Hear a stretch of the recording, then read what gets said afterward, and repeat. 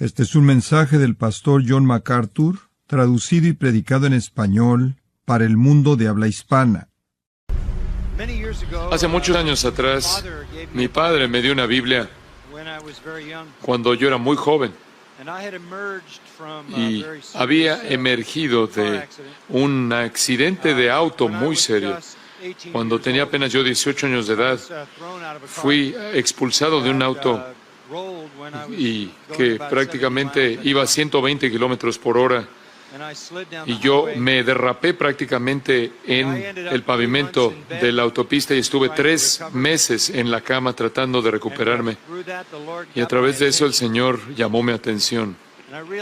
Y me di cuenta de que la vida es una neblina que aparece por un poco de tiempo y después se desvanece. Me di cuenta de que yo no estaba en control de las circunstancias de mi vida. Me di cuenta de que debería haber estado muerto, porque salí volando del auto a esa velocidad y estaba derrapándome por la autopista. Pero el Señor guardó mi vida y atrajo mi atención de manera total. Y fue una experiencia que abrí mi corazón, a través de la cual abrí mi corazón a Él. Le dije: Señor, ¿qué quieres que haga con mi vida?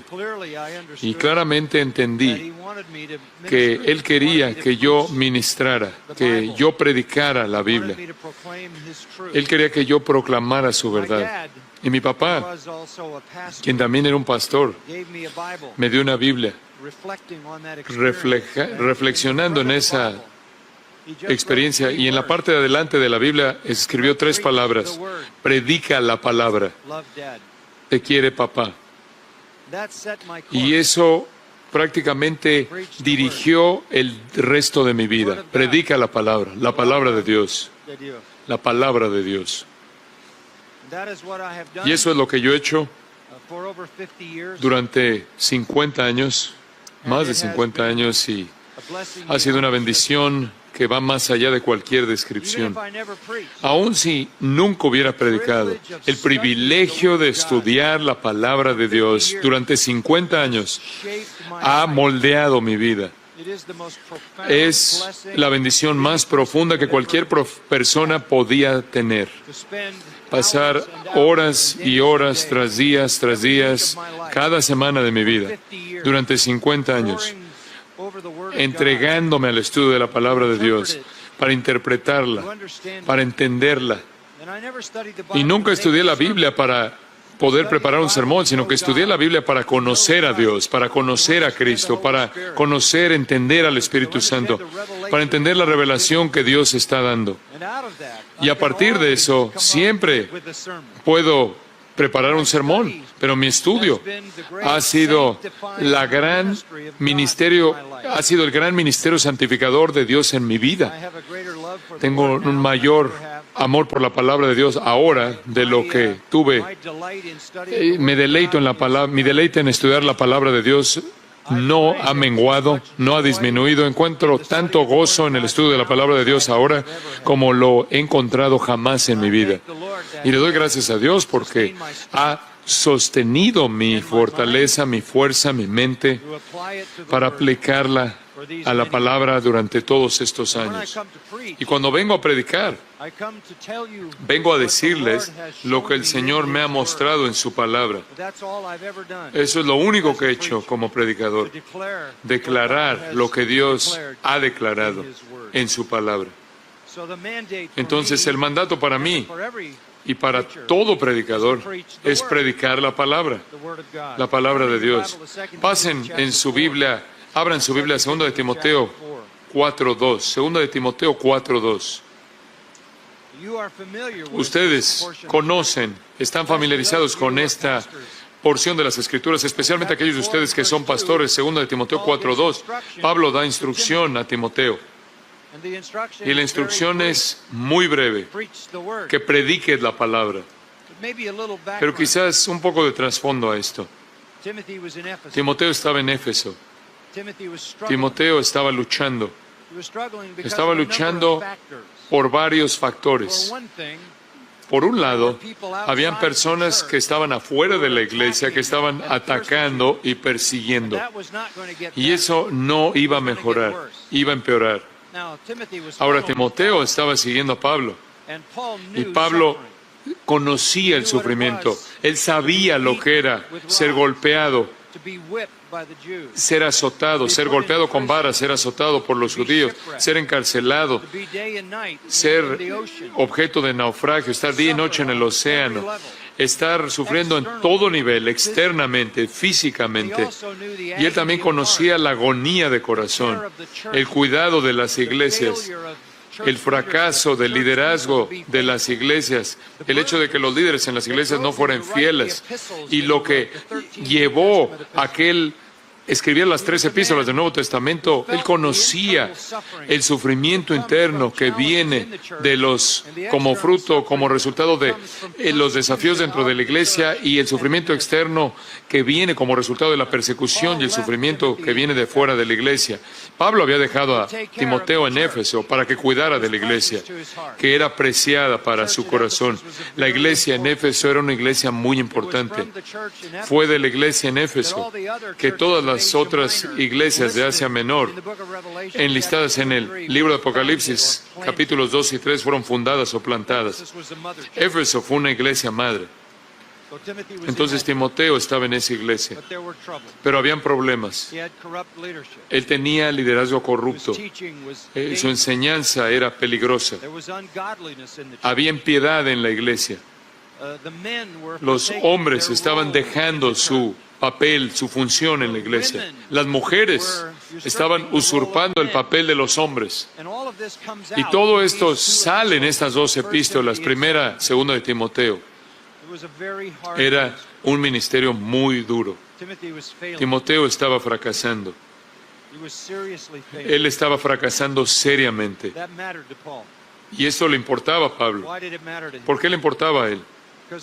Porque Timoteo debía llevar y continuar con el trabajo de Pablo. Él era el hijo de Pablo en la fe.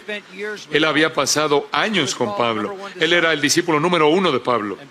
Y Pablo conocía y sabía que su vida había terminado. Cuando él escribe 2 de Timoteo, él estaba en Roma, a punto de ser ejecutado. Y en el 4º capítulo, al final, él dice: el tiempo de mi partida está cercano. Y no pasó mucho tiempo después de eso que colocó su cabeza en un bloque y prácticamente una hacha prácticamente le cortó la cabeza de su cuerpo. ¿Y quién iba a seguir con la obra? ¿Quién iba a seguirlo? El más preparado, el más capaz, el más dotado era Timoteo. Pero Timoteo había demostrado infidelidad. Él estaba desmoronándose bajo el peso de la responsabilidad del ministerio. Pasen al capítulo 1 por un momento y observen esto. En el versículo 6, él dice: te aconsejo que avives el fuego del don de Dios que está en ti. ¿Cuál era ese don? Su don de predicación, su don de enseñanza, su don de liderazgo para la iglesia. Avívalo. ¿Qué quiere decirte esto? Te dice que él había dejado que su don fuera descuidado y no lo usara. Avívalo. Y en el siguiente versículo Pablo dice: porque Dios no nos ha dado espíritu de cobardía. Timoteo era cobarde, se acobardaba. Versículo 8: no te avergüences de dar testimonio de nuestro Señor, ni de mí preso suyo. ¿Quieres saber lo serio que es esto? Timoteo no está usando su don. Timoteo está demostrando cobardía, actitudes de cobardía. Y Timoteo está en peligro de avergonzarse del mensaje que él predicaba y el apóstol a quien él seguía. Inclusive se pone peor la situación ahí en el versículo 13. Pablo le dice a Timoteo: retén la forma de las sanas palabras. ¿Qué significa eso? ¿Acaso Timoteo estaba dejando que la sana doctrina se deformara porque era demasiado ofensiva en la iglesia y era demasiado ofensiva fuera de la iglesia? ¿Acaso estaba en peligro de abandonar la doctrina sana? Tenemos que entender esto. Pablo está al final de su vida. Este es el hombre a quien él le va a pasar la estafeta. Le va a entregar la estafeta a este hombre y él es débil y está vacilando, está titubeando. Versículo 14. Pablo dice, guarda el buen depósito por el Espíritu Santo que mora en nosotros. ¿Cuál es ese depósito, ese tesoro? Es el depósito de la revelación divina. Guárdalo. ¿Acaso Timoteo estaba descuidando la responsabilidad de ser un guardián y protector de la verdad? Y después, en los últimos versículos, él dice, ya sabes esto, que me abandonaron todos los que están en Asia. ¿Te gustaría llegar al final de tu vida, al final de tu ministerio, y mirar atrás y ver a toda la gente a quien serviste, con quien serviste, y tener que decir esto? El precio fue demasiado alto, todos me dejaron. Qué fin tan triste. Solo una casa había sido fiel, la casa de Onesíforo. Él fue fiel. Timoteo, ¿vas a ser tú uno de aquellos que va a ser infiel? ¿Me vas a abandonar al final? ¿Me vas a dejar la verdad? ¿Vas a dejar que tu don no sea usado? Y después en el capítulo 2, él le dice, tú pues, hijo mío, esfuérzate. Esfuérzate en la gracia que es en Cristo Jesús. Y lo que has oído de mí ante muchos testigos, esto encarga a hombres fieles que sean idóneos para enseñar también a otros. Yo te di la verdad. Tú necesitas darle la verdad a hombres fieles y capaces que puedan transmitirla a otros también. ¿Sabes lo que es una carrera de relevos? Cuando yo estuve en mis días de universidad, yo corrí los 400 metros, el relevo de 400 metros planos, 4 hombres. Cada uno corre 400 metros. Yo me acuerdo que estábamos corriendo ahí en una competencia en el estado de California, con otra universidad. Y yo corrí el segundo relevo. Tuvimos un primer corredor muy rápido y el cuarto era también muy rápido. Los que no éramos tan rápidos estábamos en medio. Nuestro primer corredor estábamos llevando la delantera y tomé la estafeta y me lo dieron. Ahí prácticamente me lo pasaron y corrí los 400 metros más rápidos que yo había corrido en mi vida y llegué en primer lugar y se lo di a mi amigo Ted y Ted salió disparado y llegó a la curva y llegó por la parte de atrás y a la mitad de la recta de regreso se detuvo en seco y se salió de la pista y se sentó en el pasto.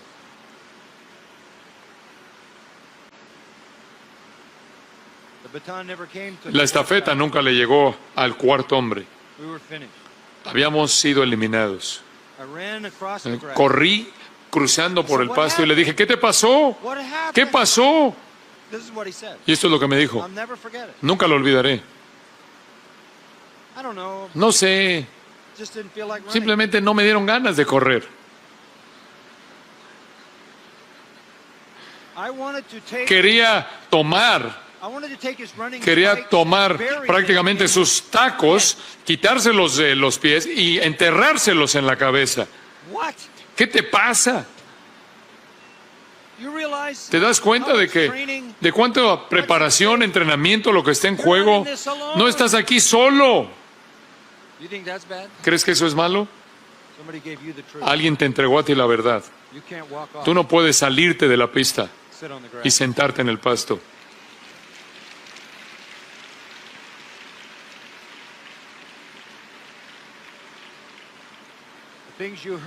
Lo que de mí has oído, que te enseñaron, Esto encarga a hombres fieles y capaces que también puedan enseñar también a otros. Pablo a Timoteo, Timoteo hombres fieles a otros. Esas son 4 generaciones. Timoteo, no puedes renunciar. Tienes que usar tu don. Tienes que guardar la verdad. Tienes que retener la doctrina sana. Tienes que aferrarte a las doctrinas que se te han entregado. Ahora, es en ese contexto que Pablo viene en el capítulo 4 y con la misma urgencia le dice, predica la palabra. Ese es tu llamado. Ese es tu deber. Esa es tu responsabilidad. Cuando yo pienso en el ministerio, así es, en eso pienso. Pienso en eso, es como Hechos 20, en donde Pablo le enseñó públicamente y de casa a casa. Eso es lo que el ministerio es enseñar y predicar la palabra, sea públicamente o en privado. Todo tiene que ver con la palabra. Hace mucho tiempo determiné que siempre que abriera mi boca, sea en público o en privado, la verdad de la palabra de Dios siempre debe dominar mi conversación. Para que, como Spurgeon dijo, córtame donde quieras y voy a sangrar la Biblia. Está en mi sangre. Predica la palabra. Después le dice, tienes que estar a tiempo y fuera de tiempo. Tienes que estar listo a tiempo y fuera de tiempo. ¿Qué quiere decir eso? Bueno, no sé exactamente, pero sé esto. O es a tiempo o fuera de tiempo, todo el tiempo. Pablo simplemente está diciendo, sea popular o no popular, sea aceptable o no aceptable, esté de moda o no, no importa. A tiempo y fuera de tiempo es una manera griega de decir todo el tiempo, todo el tiempo. Desde el momento en el que llegué a Grace Church la primera vez, el 9 de febrero de 1969, hasta el domingo pasado, cada vez que entro al púlpito y todos esos años, hice lo que debo hacer, predicar la palabra, todo el tiempo. Ese es el mandato.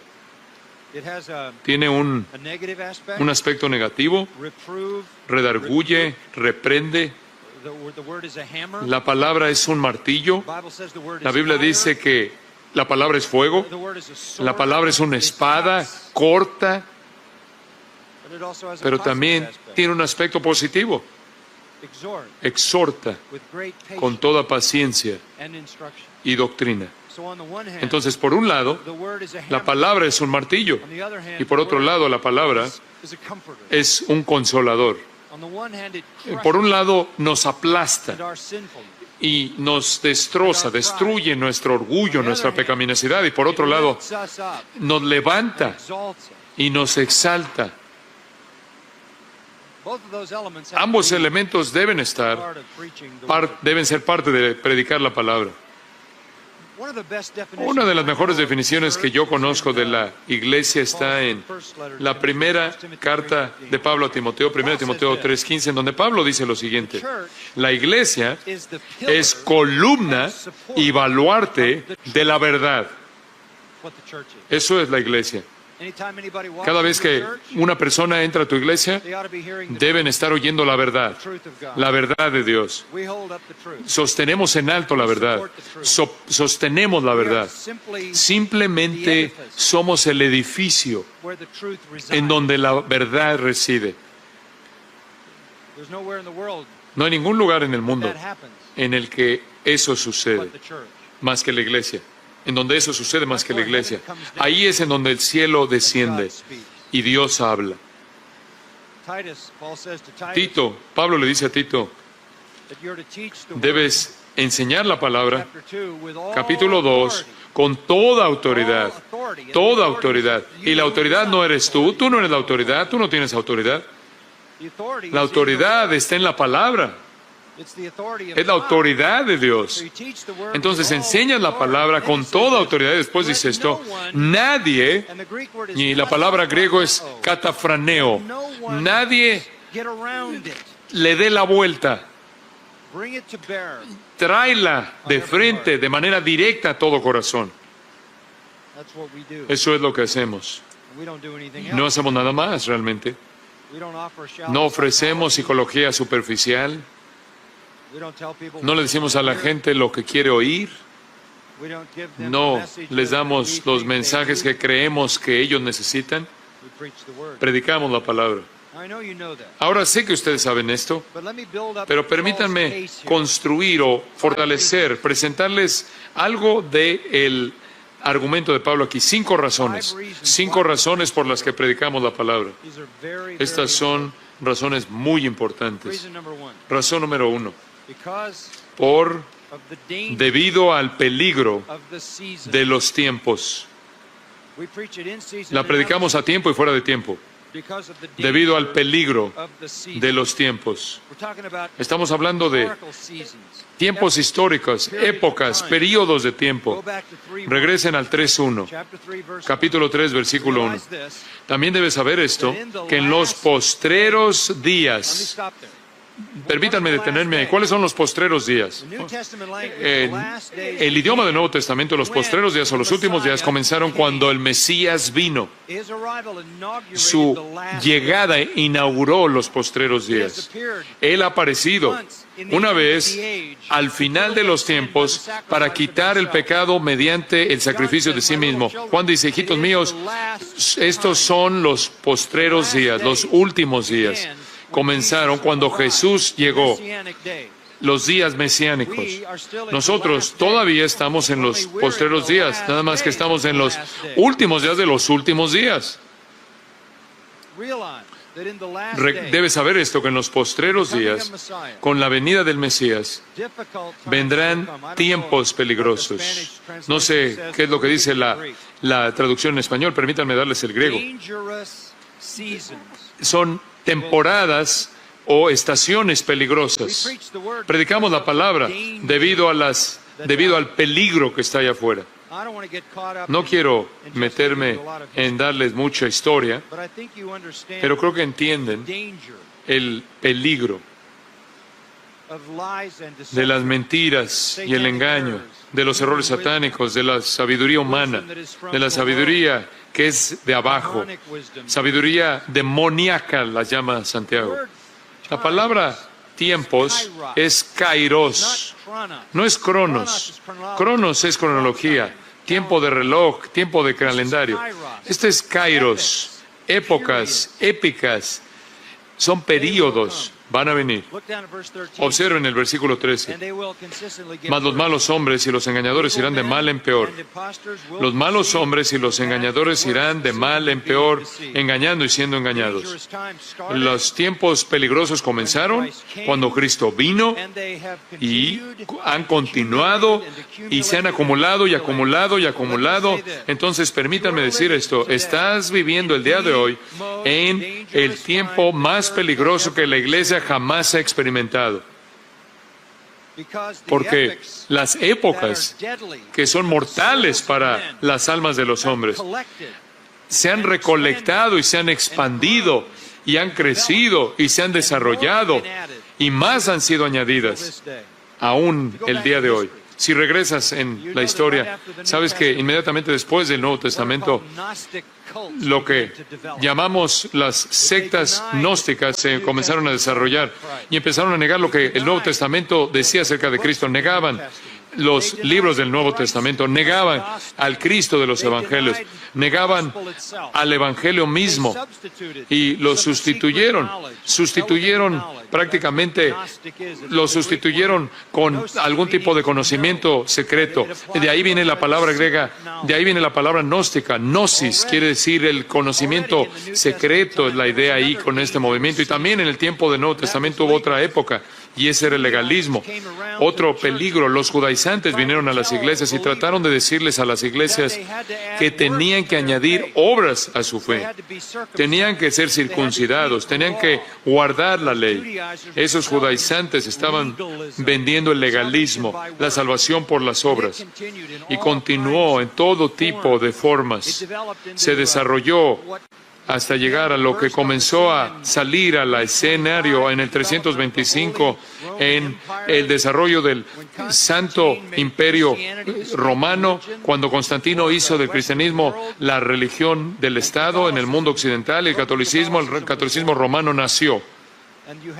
Y tenía no solo legalismo, la salvación por las obras, salvación por el ritual, sino también salvación mediante medias y fórmulas automáticos en la iglesia. Y prácticamente tenías a la iglesia convirtiéndose en un Cristo. No te apegabas a Cristo, sino a la iglesia.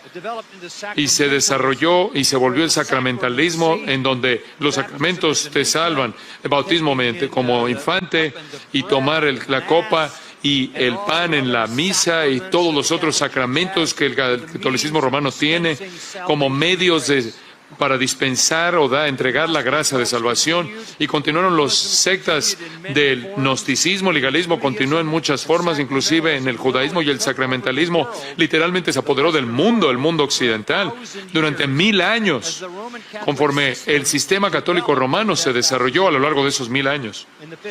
Y en el siglo XV la Reforma viene, termina con la época oscura como tal.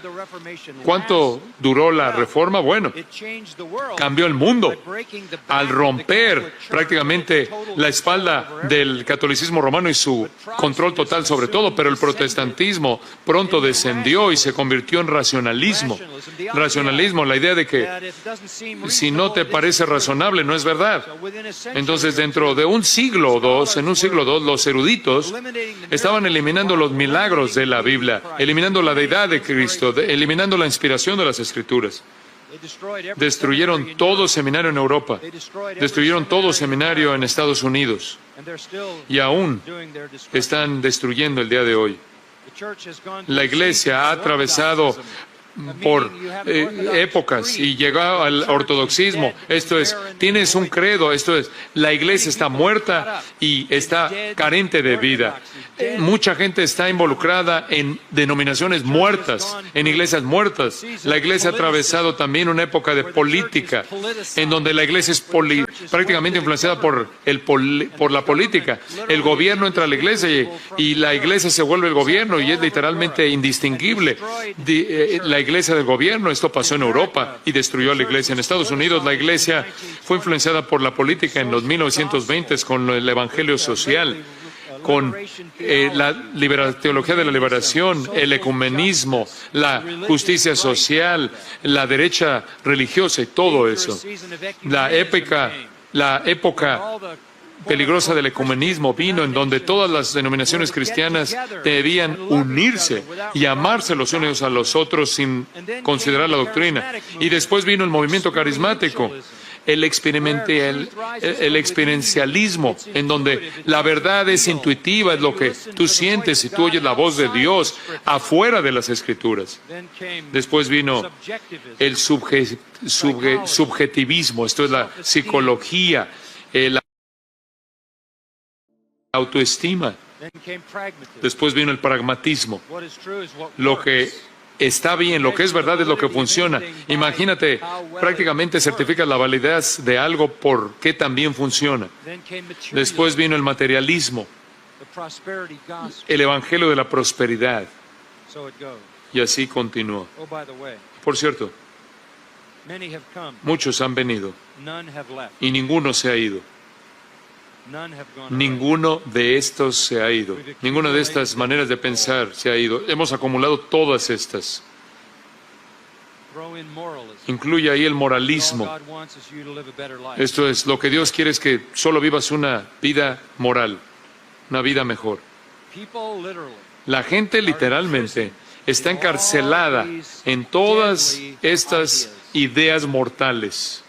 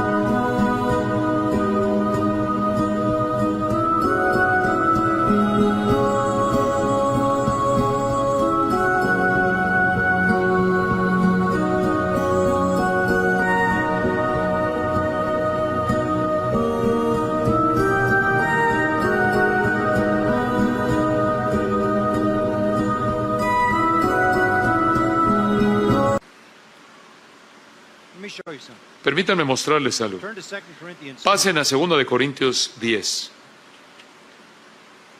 2 Corinthians. 2 de Corintios 10. I won't give you another history, No les voy a dar otra lección de historia, but we'll apply the word pero of vamos a God. aplicar la palabra de Dios a You hear sus people talk vidas. about spiritual warfare. ¿Oyes a la gente hablar de batalla espiritual? Lo oyes todo el tiempo.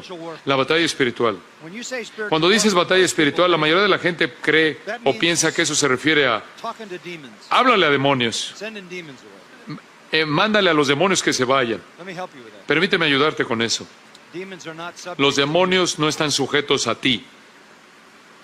They don't have to do anything No you tienen say. que hacer nada de lo que tú digas. You have no power. No tienes poder sobre ellos. The demons are subject Los to demonios Christ. están sujetos a Cristo. He delegated Y that Él power delegó to ese the poder a apostles. los apóstoles. We don't have that power. No tenemos ese poder. Don't waste your time No pierdas tu talking to tiempo hablándole a demonios. demons. Don't waste your No time pierdas tu talking tiempo to hablándole Satan. a Satanás. You're not Jesus and Tú you're no not eres an apostle. Jesús, no eres un apóstol. Say, well, why do you say Dices, that? bueno, ¿por qué dices eso? Because in Acts, the Porque sons en of Hechos Sceva los hijos de Seba tried to chase the trataron de perseguir a los demonios. ¿Y qué dijeron los demonios? A Jesús conocemos, a Pablo conocemos, pero ¿quiénes son ustedes? Spiritual warfare La is batalla not espiritual chasing no demons. es perseguir demonios. First of all, En primer lugar, if you're a believer, si tú eres un you're creyente, the temple of the Holy tú eres el Spirit. templo del Espíritu And no Santo demon y ningún can be demonio puede indwelling you. estar morando en ti, no puede vivir en ti. Secondly, En segundo lugar, the only people who can las únicas personas que pueden ser controladas por demonios y poseídas por demonios son incrédulos, y tú no puedes echar fuera a Satanás del reino de Satanás. So you say, well, Entonces dices, bueno, what is spiritual warfare? ¿qué es la batalla espiritual? It's not a battle. No es una batalla en contra de demonios, It's a battle es for una the batalla minds. por la mente de la gente. Did you hear that? ¿Escuchaste eso? It's a battle Es for the una minds of people. batalla por las mentes de las personas. Observa el versículo 3, 2 de Corintios 10. We walk in the flesh. Pues aunque andamos en la carne, esto es, somos humanos, esto es a lo que se refiere, lo único que quiere decir, somos seres humanos. That means we're limited. Eso quiere decir que estamos limitados, We don't war no according to militamos, no peleamos, no batallamos según la the flesh. I'm a carne. human being. Soy un ser humano, tú eres un ser humano, yo no tengo mecanismos, I don't have mechanism. no tengo mecanismos para llevar a cabo la batalla espiritual, para involucrarme en la batalla espiritual, no tengo esa inteligencia, no tengo la capacidad, no tengo el conocimiento personal. Verse 4. Versículo 4. The weapons of our warfare Porque las armas de nuestra milicia, de nuestra batalla, no son carnales, no son humanas, no son humanas. Why? ¿Por qué? Because human weapons Porque las armas humanas no significan nada, they're useless. son inútiles. We need something that is Necesitamos divinely algo que es powerful. divinamente poderoso. Why? ¿Por qué? Because spiritual Porque warfare la batalla is espiritual not chasing no demons. es perseguir demonios, It is destroying es destruir fortresses, fortalezas, massive. fortalezas masivas, inmensas, enormes. Tienes una aquí en tu ciudad. We drive by it. Pasamos junto a ella al venir aquí, camino acá. Una fortaleza inmensa de piedra que ha estado ahí por cientos y cientos de años. Esa es la ilustración, ese es el retrato. No puedes tomar tu pequeño arma ahí de niño y asaltar o atacar una fortaleza, sino que nuestro llamado es destruir, derribar fortalezas. We can't do it with No lo podemos hacer con armas humanas. La inteligencia, la ingenuidad humana. What are these fortresses? ¿Cuáles son estas fortalezas? Next verse. El verse 5. siguiente versículo, el versículo 5. Verse 4 says, El versículo 4 dice, destruction of para la destrucción de fortalezas. Versículo 5 dice, destroying derribando ideas, argumentos o ideas, logismos, logismos, ideology, ideologías, ideas. You ideas. know what spiritual warfare ¿Sabes en qué consiste la batalla espiritual? Es destruir people's, las ideas equivocadas de la gente. it's smashing Es destruir, demoler los engaños que tiene la gente en su mente. Ahora, la palabra que se usa aquí para fortalezas también es la palabra que se usa para prisión, la misma palabra en el griego, también la palabra para tomb, tumba, people's la- ideas. las ideas de la gente, en las cuales ellas se aíslan, se refugian, sus fortalezas se convierten en su prisión y terminan siendo sus tumbas. ¿Y cuál es nuestro llamado? Derribar esas ideas. Logismos quieren decir ideas, teorías, puntos de vista, religiones, conceptos, psicologías, y además son definidas con mayor exactitud. Y toda altivez que se levanta contra el conocimiento de Dios, cualquier idea impía, cualquier concepto impío, cualquier perspectiva impía, cualquier noción no bíblica, se convierte en una fortaleza en la cual la gente es cautivada, encarcelada y se convierte en su tumba. Escucha, ¿qué tenemos que hacer? Necesitamos derribar esas fortalezas. Y después al final del versículo 5, para que podamos llevar ¿qué? ¿Todo qué? Todo pensamiento. Esta es una batalla por la mente y llevarlo cautivo a Cristo. La batalla espiritual es derribar ideas equivocadas, derribar las mentiras del diablo. ¿Cuál es la única arma contra las mentiras? ¿Cuál es? La verdad. ¿Cuál es la única fuente? La palabra de Dios. Ese es el arma divinamente poderosa. ¿Por qué predicamos la palabra? Porque tenemos que derribar las ideologías en las cuales la gente está encarceladas. ¿Cómo derribas las mentiras? ¿Cómo derribas el engaño? ¿Cómo derribas la mentira, la farsa? ¿Con qué? Con la verdad. Esa es la primera razón por la cual predicamos la palabra.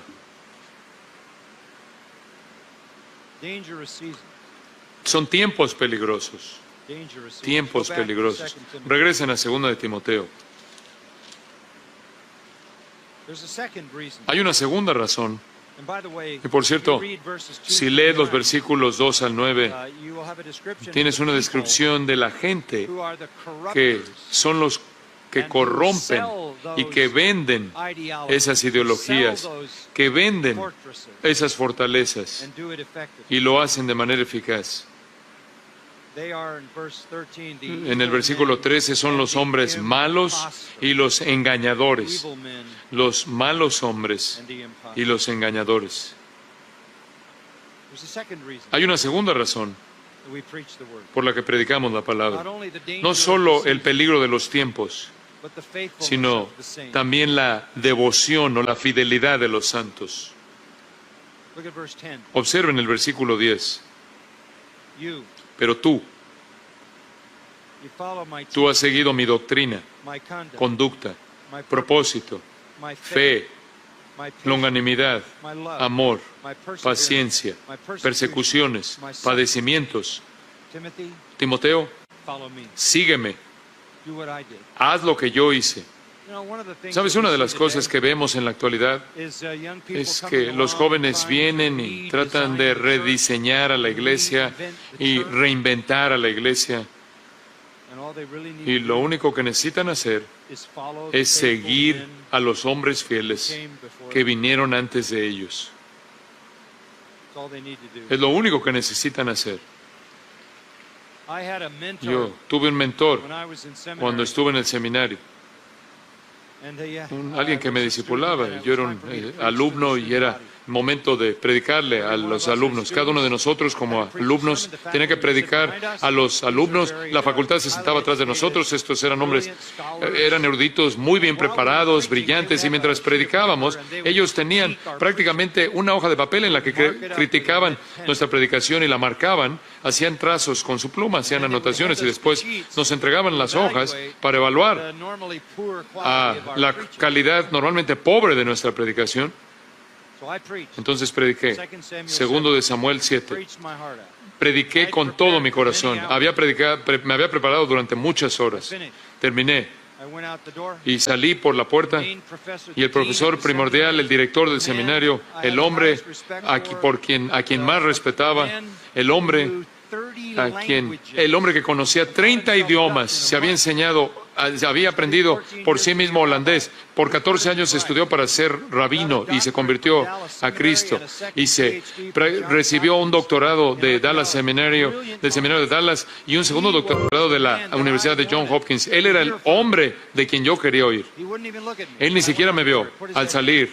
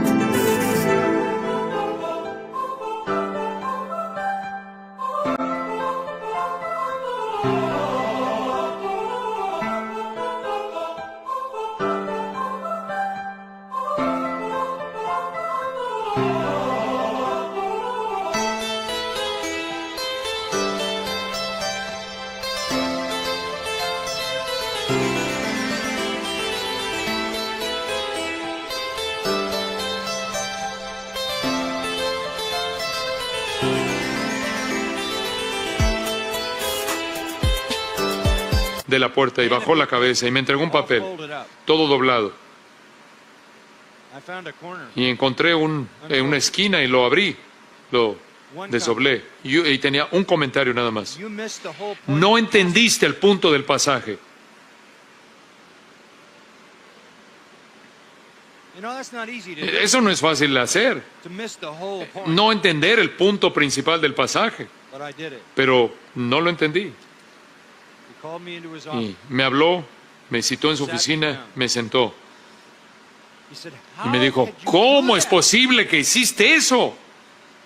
You only have Solo one tienes una responsibility. responsabilidad. How did you do ¿Cómo that? pudiste hacer You're eso? very disappointed. Realmente me has decepcionado. It was the greatest lesson I ever learned. Fue la lección más grande que jamás aprendí. When I preach, Cuando predico, I have him on my shoulder, lo tengo en mis hombros. telling me, "Get the Me está point." diciendo, por favor, entiende bien el punto del pasaje.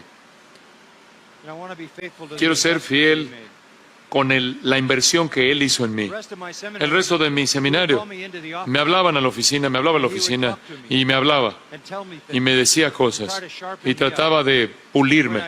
Y cuando finalmente me recibí, me gradué, me llamó And he said, "I have a y gift me for dijo, you." tengo un regalo para ti. He gave me Y me dio 20 volumes 20 volúmenes of a highly de exceptional. una colección, un comentario excepcional del Antiguo It was Testamento. his own Era su propia colección y lo había marcado, le había puesto anotaciones por 30 años con sus propias notas y lo había puesto en una caja y me lo entregó. That's his final way of Esa fue su saying, manera final de decir, "Now you have ahora no excuse. ya no tienes excusa. Here's all you need." Ahí está todo lo que necesitas. I owe that man so much. Le debo a ese hombre tanto. When he died, Cuando murió, some years after that, unos años después de eso, su familia me llamó and asked if I would y pidió give si the message podía at his funeral. predicar en su funeral. So I guess Y me imagino que antes de que muriera, he must have told él them probablemente les dijo that I had figured out que how to finalmente get the había point back. aprendido a entender el punto del pasaje. My dad was Mi faithful. papá fue fiel, Died at 91. murió a los 91 años de And edad. at the age of 90, A la edad de 90, still teaching the word todavía of estaba enseñando la palabra de Dios God faithfully. fielmente. I don't want to reinvent. No quiero reinventar el I ministerio, just want to take the simplemente quiero tomar la baton and estafeta run my lap. y continuar y correr la parte de la carrera que me toca. Es lo único que quiero hacer. I want to follow those Quiero who went seguir a before. aquellos que corrieron antes de mí. Su enseñanza, su conducta, su propósito, su fe, su longanimidad, su amor, su paciencia, y si es necesario, su sufrimiento y sus persecuciones. Eso está bien. Es un grupo noble. Quiero estar contado con ellos. Rompe mi corazón cuando veo a algún joven que piensa que necesita asegurarse de que debe hacerlo de una manera que nadie jamás lo ha hecho. Reinventar a la iglesia, reinventar el mensaje, en lugar de ser fiel. El apóstol Pablo, es necesario que de los administradores, que un administrador sea fiel, sea hallado fiel. La fidelidad de los santos es la segunda razón por la que predicamos la palabra. La tercera razón, el poder de la palabra. El poder de la palabra.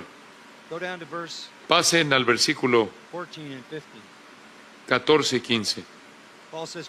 Pablo le dice, pero persiste tú en lo que has aprendido y te persuadiste, sabiendo de quién has aprendido, y que desde la niñez has sabido las sagradas escrituras, las cuales te pueden hacer sabio para la salvación por la fe que es en Cristo Jesús.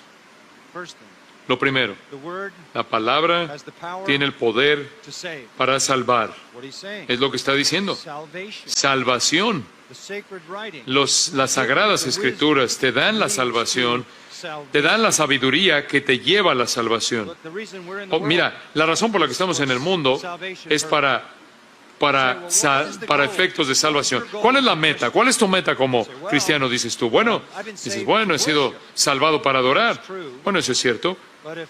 Pero si eso es lo único que Dios quisiera, entonces te llevaré al cielo, en donde tu adoración ahí es perfecta, y tu concentración es perfecta, y tu corazón y tu mente son santos y justos, y después, entonces Él así recibirá la adoración que Él merece, pero te dejó aquí, en donde tu adoración es imperfecta, y a veces no te puedes concentrar, y a veces eres indiferente, y dices, no, me dejó aquí para ser santo, para vivir una vida santa. Bueno, si Él quisiera solo eso, te hubiera llevado al cielo, en donde vas a ser santo, piadoso, porque mientras estás aquí no lo eres. Estás peleando con ello, estás luchando con ser santo. Solo hay una razón por la que estás aquí, y eso es porque no puedes evangelizar a nadie en el cielo. Y el poder está en la palabra. Es la verdad. Pablo le recuerda a Timoteo de las sagradas escrituras. Esta es una referencia al Antiguo Testamento, las cuales te pueden hacer sabio para la salvación por la fe que es en Cristo Jesús. Y si Timoteo y su mamá y su abuela entendieron Isaías 53, habrían tenido suficiente para poder entender las realidades de Cristo y el significado de su vida. Pero hay más. Toda la Escritura es inspirada por Dios y útil para enseñar, para redarguir, para corregir, para instruir en justicia, a fin de que el hombre de Dios sea perfecto, enteramente preparado para toda buena obra. El poder está en la palabra para salvar y el poder está en la palabra para santificar. Eso es lo que está diciendo. Las Escrituras son suficientes para salvarte, como dijimos el otro día. Somos renacidos por la palabra de verdad, y Juan 17:17, somos santificados por la palabra de verdad. La palabra salva, la palabra santifica. Esto es verdad. Esta es la historia de mi vida. La historia de mi vida. Observar la palabra salvar y santificar. 15 años de esto, 50 años de esto, perdón. Hay una cuarta razón por la que predicamos la palabra. Debido al mandato de nuestro soberano. Observa el versículo 1 del capítulo 4. Te encarezco delante de Dios y del Señor Jesucristo, que juzgará a los vivos y a los muertos en su manifestación y en su reino, que prediques la palabra. Es un mandato. La palabra encarezco es la idea de un mandato solemne. Y vas a rendir cuentas. Vas a enfrentar al Señor. 1 Corintios 4. Pablo dice, es algo que no me importa realmente lo que los hombres piensan de mí, no me importa lo que la gente piense de mí, no me importa la evaluación de la gente, aun cuando no sé que tengo algo mal en mí, aún así no estoy justificado por eso. Mi ministerio no puede ser evaluado en últimas por la gente y no puede ni siquiera ser evaluado por mí, porque la palabra final acerca de mi ministerio le pertenece a Dios.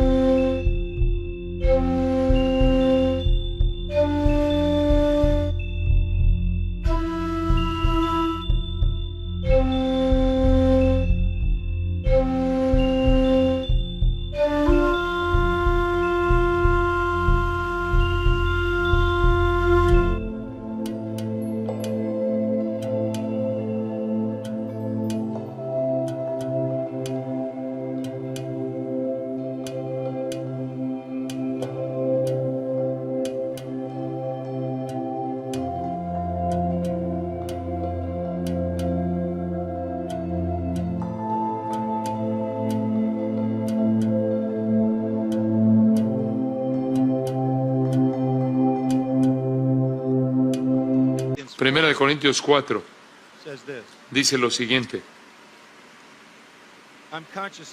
porque aunque de nada tengo nada mala conciencia, no por eso soy justificado, pero el que me juzga es el Señor. No estén juzgando nada antes de tiempo, sino que más bien espera hasta que venga el Señor, el cual aclarará también lo oculto de las tinieblas y manifestará las intenciones de los corazones, y entonces cada uno recibirá su alabanza de Dios. Es algo que tengo en poco el que me juzguen los humanos, no importa. En muy poco tengo el ser juzgado por ustedes, mi juez es Dios. ¿Por qué predico su palabra? Debido al peligro de los tiempos, debido a la fidelidad de los santos que han venido antes de nosotros, debido al poder de las Escrituras y debido al mandato y la responsabilidad que tengo ante Dios. Un día voy a estar delante de Él. Debe ser mi ambición el serle agradable, el ser agradable a Dios. Un reportero me entrevistó un día y me dijo, ¿para quién predica? ¿Para quién preparas tus sermones? ¿A quién tienes en mente cuando te preparas para predicar? Él me dijo, la mayoría de los periódicos se prepara para un lector de 12 años de edad. ¿Para quién preparas tus sermones?, me preguntó. Él le impresionó lo que le dije. Para Dios. Es su afirmación la que yo quiero. Es su reconocimiento. Yo soy un mayordomo del tesoro de la verdad que ha sido colocada en mis manos para predicar a su pueblo y al mundo. Y mi responsabilidad es para con él. Hebreos 13. Daremos cuentas, versículo 17. Daremos cuentas. Esa es la razón por la que Santiago 3.1 dice, dejen de ser tantos de ustedes maestros, is a greater porque hay condemnation. una mayor condenación. You don't want to do this No debes hacer esto, unless you take a it menos de seriously. que lo tomes seriamente. And if you're doing Y si lo estás haciendo, then the one that entonces must be pleased el que debe ser agradado is the one who commanded. es aquel que te mandó. One final reason. Una última razón. We preach the word Predicamos la palabra because debido of the tendency a la tendencia toward deception. hacia el engaño. Preach the word. Predica la palabra. Verse 3. Versículo 3.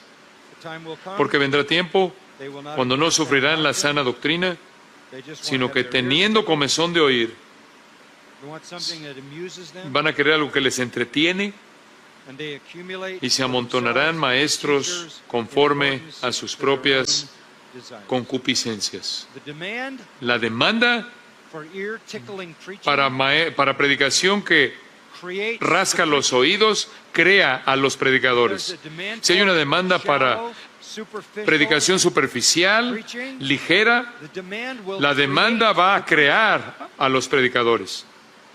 They'll show up. Se van a aparecer. The worst form of wickedness La peor forma de impiedad is the perversion es of la God's perversión truth. de la verdad de Dios. The worst form of Es la peor forma de impiedad. perversion of La God's perversión de la verdad de Dios. truth. People will drift La that gente way. se va a desviar del camino. Van a estar cómodos de esa manera. They'll go to a church. Van a ir a una iglesia, a la iglesia más grande en Estados Unidos, se van a sentar ahí por miles, mientras que alguien les dice exactamente lo que quieren oír y nunca una palabra que no quieren oír, pero que desesperadamente necesitan oír. And once one of them is Y una successful, vez que uno de ellos es exitoso, entonces se van a aparecer por todos lados. they are Aarons.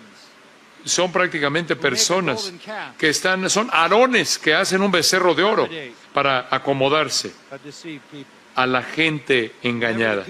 Cuando la gente quiere un becerro de oro, A golden calf un, maker will be readily un fabricante de becerros de oro va a estar disponible. But we have to Pero recognize tenemos que reconocer eso. Some people say, well, Algunas you're very personas bold. dicen, no, eres muy valiente, muy Q&A osado. you said we're bold. En las cosas que dijiste hoy en la sesión de preguntas y respuestas fueron osadas. Yo no lo veo de esa manera. I was just telling you the truth. Yo solo estaba diciéndoles la verdad. Telling you the truth. Estaba diciéndoles la verdad. Was Timothy faithful to this? ¿Acaso fue Timoteo fiel a esto? How did his life end? ¿Cómo terminó su vida? As I said, it wasn't long. Como dije, no Paul pasó was mucho dead. tiempo después de que Pablo escribió esto que él murió. ¿Qué hizo Timoteo? Did he preach the word? ¿Predicó él la palabra? Did he preach it ¿La predicó in a world that en un rejected mundo it? que la Was he rechazaba? faithful ¿Fue fiel to the end? hasta el final? Turn to Hebrews. Pasen a Hebreos.